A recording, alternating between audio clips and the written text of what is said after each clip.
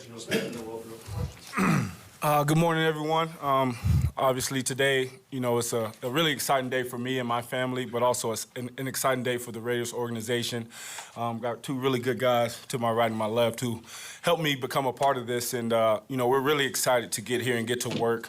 Really excited to get to know all my teammates, get to know all the fans, really immerse myself into, Las Vegas and be a part of this thing. I've always, revered the Raiders from afar, the silver and black, all the nostalgia when you think about just, the NFL. The Raiders is a big part of that, and we're here to win. We're here to do this thing the right way. I want to lead the right way. I want to be a big part of, the culture here and just doing the right things and really just leave my mark on my teammates, on the team, and the organization. So we've officially got the Geno Smith introductory presser in which he sat next to Coach Pete Carroll as well as John Spytek and basically got introduced to the Las Vegas Raiders. And based off of some of what I've heard from Geno Smith, I really, really like how this guy carries himself. You can tell he's a high character player. You can tell he puts the work in. He doesn't come off cocky. He doesn't come off arrogant. Geno Smith, to me, he's kind of saying everything you want to hear from a starting caliber quarterback. And you can definitely tell Geno Smith is humble. And if you think about it, right, the background that Geno Smith has basically had definitely kind of showcases why he's super humble. The guy was basically a backup quarterback for multiple years, went through multiple different teams, and multiple different teams kind of, brought him in only to kind of be that bridge to a rookie quarterback. The Seahawks brought him in, and he was a backup to Russell Wilson, who we knew he was going to back up because Russell Wilson had went to a couple of Super Bowls. And he still went to the Seahawks, stayed there for about 6 years, and after 3 years, finally got his opportunity. And when he got his opportunity, he obviously ended up having success. And you can tell that humbled this guy, right? And it's interesting because some of what he said during that presser really has me fired up. Based off of some of what I think, based off of the tape, based off of what some of the things he said. I'm excited to really get into like that first week of the season and kind of see where the Raiders are. Obviously, we have multiple things that will happen prior to that, right? We'll have the actual draft that's coming up in a couple of weeks. More than the draft, we'll have the second phase of free agency, right, which will be the post-draft. And then we'll have all the training camp. There's potential guys that might end up getting traded. Maybe the Raiders make a move for another player. But then the preseason comes around, right? Training camp, preseason, the regular season. And I'm actually really excited for this season, man. I think for the first time in a number of years, the Raiders have a quarterback that can actually get it done and potentially win some games and potentially get them into the playoffs. And to be honest, Geno Smith's won like 10 games every season, right? And I know they missed the playoffs by one game this most recent season, but he's been a playoff quarterback for the 2 previous seasons. And I think with the coaching and kind of where the Raiders are at, we're going to have a lot of success this season now. Geno Smith did say a couple of things that I want to just kind of talk about. And then we have a couple other updates I want to get into in this video. But one of the things Geno Smith said is he was talking about Maxx Crosby and, how he's kind of the leader on the defensive side. He said he kind of wants to be like Maxx, right? He wants to play hard the entire game, leave it all out there on the field, right? And essentially just go out there and really put the effort in, put the work in. And the thing with Geno Smith is we know this guy puts effort and work in. This guy, since he initially got traded to the Raiders, he's been working in Miami, right? He's been working with multiple other players. He's been working with coaches, and he posts all this stuff on social media. Other people kind of post and tag him as well. But Geno Smith's one of those guys that puts a lot of work and effort in. And he wants to kind of do what Maxx Crosby does on that side, but for the offense. And, sometimes these things rub off on other players as well, right? Especially guys that want to be great players. We know Jackson Powers-Johnson is in the building with Maxx Crosby super early every single day. Geno Smith's one of those guys that'll also be in the building super early every single day, right? This guy's going to put the work in. And that hasn't always been the case for the Raiders, right? We haven't always had guys that are 100% bought in, 100% willing to put the work in. Geno also talked a little bit about Jacoby Myers. Has always, he kind of said that he's loved his game. He always thought he was underrated and a really, really good wide receiver. And then he talked about Brock Bowers as well. And he said Brock Bowers is one of the best tight ends in the league already. And I still think he's got so much room to improve. A big part of my job is to help him do that. And he can help me improve as well. It's interesting because Brock Bowers, I think, is going to become one of the top 2 or 3 tight ends this year. Not that we don't already see that he's kind of that guy, but, kind of like with Jackson Powers-Johnson, Paris Johnson, you can tell he's like a top 2 or 3 guy at that position, but we can't crown him that until he does it for a second consecutive year. I think Paris Johnson is going to prove himself to be in that Creed Humphrey tier, right? Creed Humphrey, Jackson Paris Johnson in that tier at the top. And I think Brock Bowers is going to end up getting into that tier as well. In fact, I think because of the fact that George Kittle and Travis Kelce and George Kittle, because they're kind of getting up there in age and they're kind of declining, I think Brock Bowers is going to end up jumping those guys. Trey McBride got a huge contract as well. He's a really, really good young tight end, but I think Brock Bowers is going to even jump him. And I'm so confident that Brock Bowers is going to become that player this year that I'm willing to put my money where my mouth is. We're going to go ahead and do our underdog picks for the season, and we'll kind of track these as the season kind of comes along. But I am confident that Brock Bowers is going to have at least 1,100 receiving yards. In fact, I think he'll have even more than 1,100 yards. I think he'll probably get up to close to like 1,300, especially with a quarterback like Geno Smith. Geno Smith is obviously one of those guys that's a good quarterback. He's going to give Brock Bowers those 50-50 chances, something that some other quarterbacks wouldn't necessarily do. And Brock Bowers is going to make those plays, right? We've seen him in, when he's had those opportunities, that he's made some of those plays. Now, I'm going to also go ahead and pair that up with a couple other picks. I think Josh Allen throws for at least 3,700 yards. Patrick Mahomes throws at least 28 touchdowns. I think Marvin Harrison gets at least 7 receiving touchdowns, which, second year, I think he's a really good wide receiver. He'll easily be able to hit that. And I think Jared Goff's going to struggle this year, so we're going to take the lower. I don't think he's going to get 30 touchdowns. There you guys have it, man. It's a $25 entry. The payout is $500. This one's definitely going to hit. And I think Brock Bowers this year is going to become an absolute superstar player, and I think most people will kind of agree with that. Now, if you guys want to make your own picks, if you guys think there's certain guys, certain players, certain stats that might or might not happen, make sure you guys use my code down in the comments below for Underdog. Underdog obviously sponsors this channel, so support them for supporting this channel. I also want to talk a little bit about something else we learned today. This came out in an Albert Breer article. One of the interesting things that we learned, this is the first time I learned this, Albert Breer did an entire interview with Geno Smith. I won't get into the actual article, but part of that article is kind of going through why Geno Smith picked the Raiders. So if you guys don't know this, Albert Breer actually put it in there that Geno Smith had basically the same exact contract offer that the Raiders gave him. He had the same offer from the Seattle Seahawks. So if Geno Smith wanted to, he could have technically stayed with the Seahawks. He would have gotten paid the same exact money that the Raiders essentially gave him. But the reason why he picked the Raiders over the Seahawks is mostly due to the coach. He obviously has a really good connection to Pete Carroll. He really enjoys, the time he spent with Pete Carroll. And he even threw it in there that, anytime I had moments this past season where things just didn't go right for me, I would quickly pick up the phone and contact Coach Carroll. And Carroll definitely helped him even when he wasn't his coach. And that's the type of person Pete Carroll is. And for Geno Smith, he wanted that, right? He wanted to be with that coach. And he also felt that, when he spoke to Pete Carroll multiple times over the last year or so, he felt multiple times that Coach Carroll really, really wanted him as his quarterback, no matter what the situation was. And he said that with the Seahawks, he didn't feel like that necessarily. With the Seahawks, he always kind of felt that the Seahawks were looking to get younger and they're kind of looking to the future. So although they offered me the same contract that the Raiders offered me, the Seahawks basically were looking forward to the future, right? So instead of saying we're going to go all in for the next year or two and try to win a Super Bowl, with the Seahawks, it seemed like to Geno Smith that they wanted to basically rebuild essentially, right? And you can also see some of the moves that they obviously made, right? They released Tyler Lockett, traded DK Metcalf. That kind of makes sense as well, that the Seahawks were trying to rebuild essentially. And Geno Smith did not want that. He wanted to win a Super Bowl. And with the Raiders, the direction was super, super clear. Again, that's something that I didn't really realize with Geno, is that he actually wanted to stay. He wanted to stay with Pete Carroll, pick the Raiders over the Seahawks, given that the contracts were the exact same, right? So it's just an interesting thought, however you kind of look at it.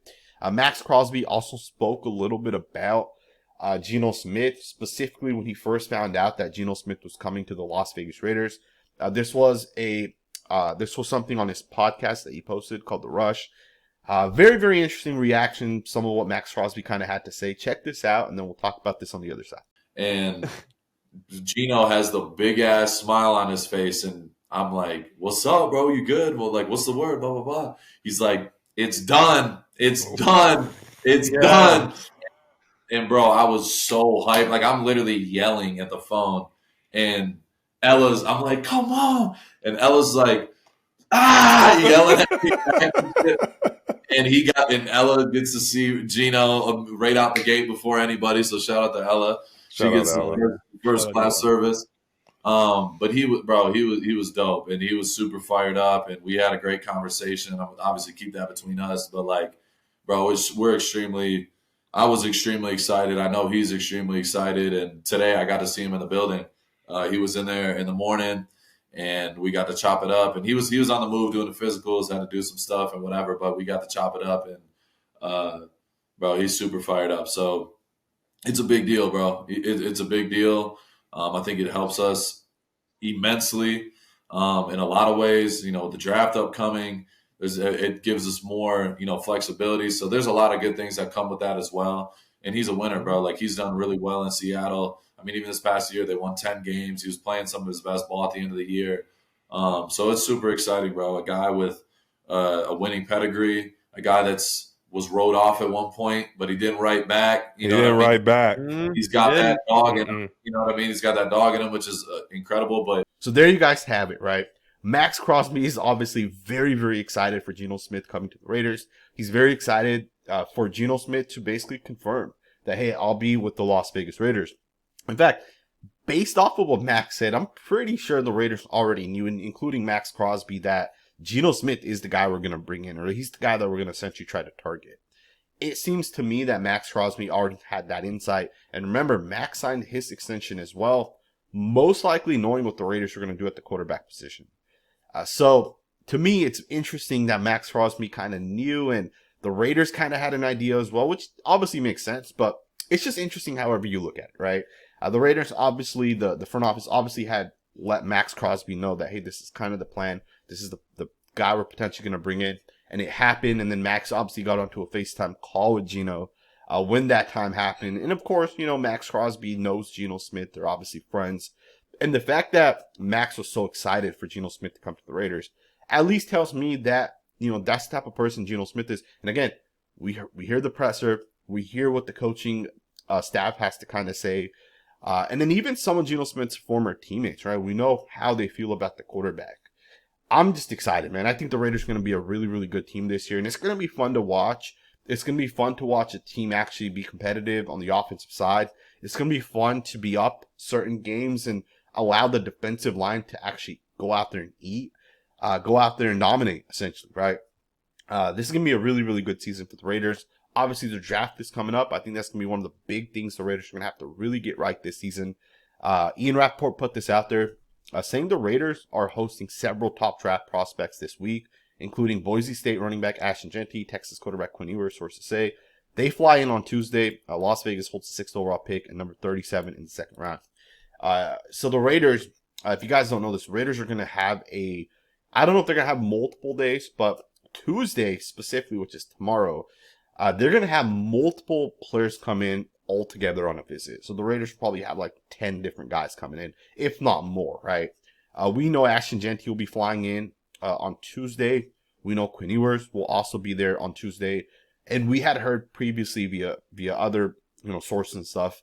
Will Campbell said that he'll be there on a Tuesday. We know Mason Graham's coming in for a visit. Charles Grant, another guy, right, tackle guard prospect, he's coming in as well. So it seems like the Raiders are bringing all these guys in kind of together. And if you guys don't know this, tomorrow is actually the start. Right? It's the first day that the Raiders players will be in the building. So what it seems like is the Raiders are going to bring in their players, and at the same time, they're going to bring in all of these top picks potentially, right? Guys that will be targeting with the 6th overall pick. Ashton Jeanty, Charles Grant, Will Campbell. I'm sure they're going to bring in other guys as well that haven't actually been reported. But the Raiders are going to end up bringing in someone, and I do hope that the guy they get will be a difference maker. They brought in Quinn Ewers as well. Quinn Ewers is one of those quarterbacks that has a ton of upside, right? Some people are saying this guy will definitely go in the top 45 picks. And I could see why he would go in the top 45. I watched a lot of college football during the season, right? Like live games, and then watched the tape as well. And Texas was a team I watched a lot this past season. And Texas has a lot of good players, right? They have a really, really good O-line. They have a really good set of wide receivers. Defense is pretty solid as well. And they've been good for a couple of years. But Quinn Ewers has flashed at times, right? Like flashed greatness at times. But then he's also struggled in other moments. And, I think with a guy like Quinn Ewers, he's a guy that could have gotten $12 million if he went back to college, right? Miami would have given him easily $12 million. I think they ended up settling with Carson Beck or another quarterback. I can't remember.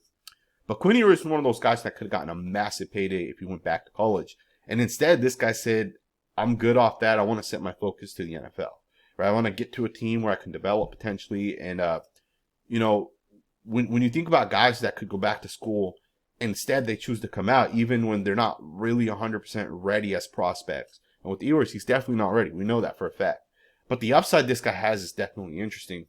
And, for all the talk of like Shedeur Sanders to the Raiders, and I know that's kind of died off a little bit, but even Jackson Dart, the Raiders have made it kind of known that like, this isn't the first time they're meeting with Quinn Ewers either. They also met with him at the combine. So, the Raiders are obviously interested in this guy as a quarterback. Now, we're not going to take him with the 6th overall pick, but I would think if the Raiders want a developmental quarterback that could actually start and has real upside, right? Not a 4th, 5th round quarterback. I'm talking about a quarterback with real upside. 2nd round is where you want to kind of get those guys. So it will be interesting if Quinn Ewers is the pick, or maybe it's a different quarterback in the 2nd round. Ideally, if I'm the Raiders, I would like to go wide receiver with pick 6, running back in the 2nd round, guard in the 3rd round. I think that hits all three of what the Raiders really need in terms of the offensive side. That allows us to get, day 1 starter at wide receiver, day 1 starter at running back, and a day 1 starter at guard, right? Based off of value, that's kind of where you can get starters at those positions. If you go Ashton Jeanty with the 6th overall pick, then that makes it hard because at the 37th overall pick, you're not getting a wide receiver that's going to start day 1, right? It's just not going to happen. There's probably 4 wide receivers that are day 1 starters in this class, and I'm going to assume that at least 3 of those 4 wide receivers will be available with the 6th overall pick. We'll see what ends up happening, but it does look like the Raiders are at least considering going the quarterback route, given how many quarterbacks they've met with at the combine, pro days, and we'll see the visits as well. Quinn Ewers is the first guy that we kind of know that's actually coming in, but I think they'll bring in other guys as well. Yesterday, we had heard that Raiders cornerback Jack Jones would be traded or released, and Ian Rappaport is putting it out there now that the Raiders are releasing him because they're unable to attempt him, right? After the Las Vegas Raiders attempted to trade him. So the Raiders decided to release Jack Jones, right? And the more I think about this, I question it so much, and I know there's so many people that are like, hey, this guy gives up too many touchdowns, he gives up too many catches. But there's not a lot of guys that move the way Jack Jones does. There's not a lot of guys that have the hand or the vision and the ball skills and the tracking that this guy has. And people always go to like, hey, he's always falling for double moves. I feel like sometimes one of the things that happens is people will watch a play happen and they don't realize that there's coaching elements that go into it, right? It's not like Jack Jones isn't stupid. He doesn't know, like, it's not like he doesn't know that I'm about to jump this. And if the pass is not thrown, it's a double move, it's going to be a touchdown. It's not like he doesn't know that, right? There's coaching elements that happen.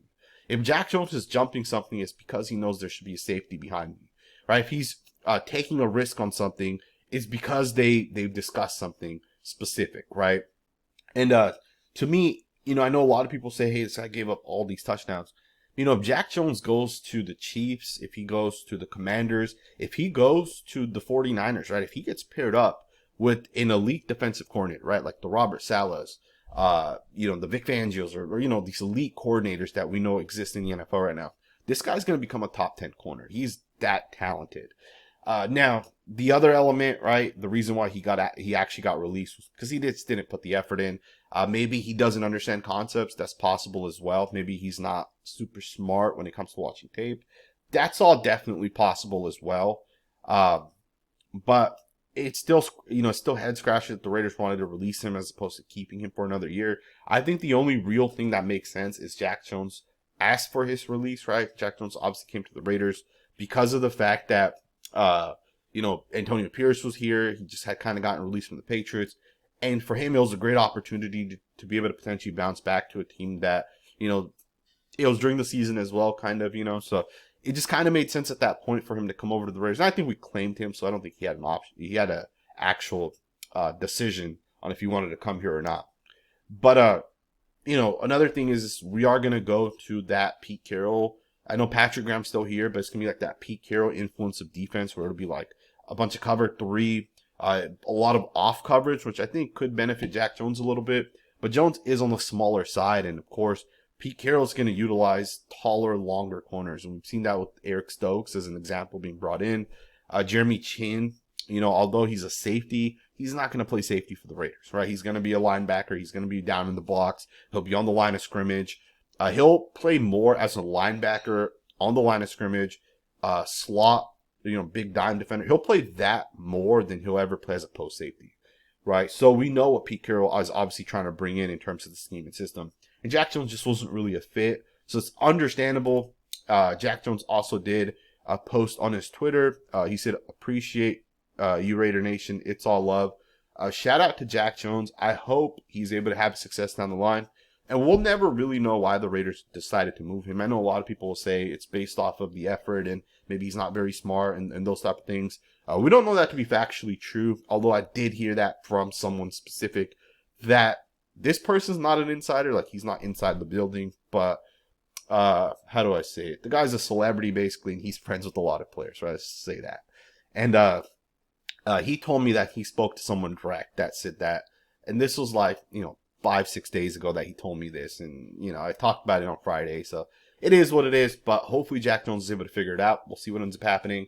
I want to know what you guys think, man. What do you guys think about Geno Smith? What do you guys think about the draft? You know, tomorrow's like day one of the Raiders season, right? Officially starts tomorrow. I know they're in the building today, but they're not able to actually do stuff the way they'll be able to tomorrow, right? Tomorrow is day one. Guys will get in the building. They'll start watching tape. They'll start installing the offense, at least from a tape perspective, which definitely is something you have to do, right? You have to start with that first and foremost. Guys have to know when they need to break on their routes. They got to understand why they're breaking, right? Chip Kelly's going to get in there and start explaining certain things and certain concepts. Tomorrow matters a lot, right?